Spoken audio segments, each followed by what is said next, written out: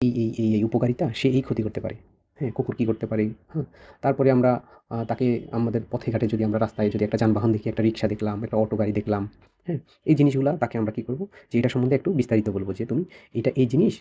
এরপরে হলো আমরা রাস্তায় হাঁটা চলাফেরার এটিকেট গুলা তাকে শিখাবো। যে রাস্তায় কখন আমরা পার হবো, হ্যাঁ? রাস্তা কিভাবে দেখব, সামনে, পেছনে, ডানে, বামে, হ্যাঁ? এবং যদি ও মাঠে খেলতে যায়, ওই ক্ষেত্রে আরেকজন কলিগের সাথে একটা বাচ্চা, ছোট আরেকটা বাচ্চা আসলে তার সাথে আমি মিশাই দিব যে তার সাথে খেলার জন্য উৎসাহিত করব।